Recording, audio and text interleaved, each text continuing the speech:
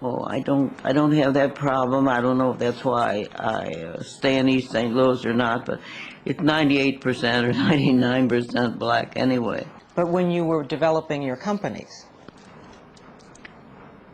We always had someone of a different racial background in the company. You know, as I look back on it, for instance, Julie Belafonte was with us for 5 years, and other people, and no one, after a while, no one noticed it. You didn't have to wear dark makeup or anything like that. They were just there and a part of it, and they moved. I've discovered that if people move alike, it means that they think alike. And when you think alike, move alike, and your culture blends into another culture, then there are no racial differences. So we have always operated on that basis. My husband was white. I do not remember having any problems of color at all with him. Certainly there were people who didn't approve of it, but if I ever knew those people and could identify them, I just stayed away from them. you must have It was intimidated. their loss, not mine. But I also know that there were times when you had to make a stand on any number of occasions about yes. segregated yes. audiences. Oh, yes, very true. It was never a problem. I just did it. You know, it had to be done. And after one appearance in Louisville, Kentucky, I've never appeared, to my knowledge, before a segregated audience. I wouldn't, no matter what it cost. And this is one of the stands that I've taken in life that has been not always easy. We, on one or two occasions, I believe my management has had to cancel because of that.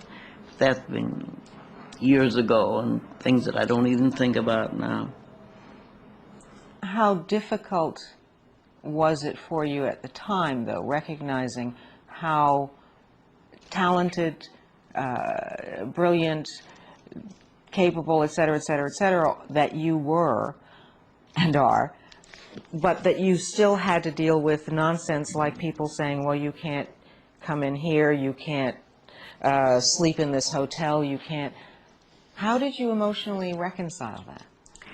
Well, by little, I withdrew my emotions from it.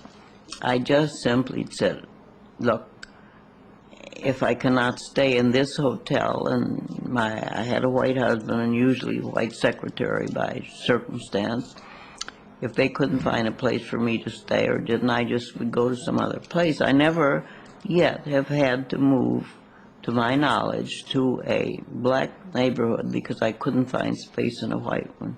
Somehow or another it would open, and that's that.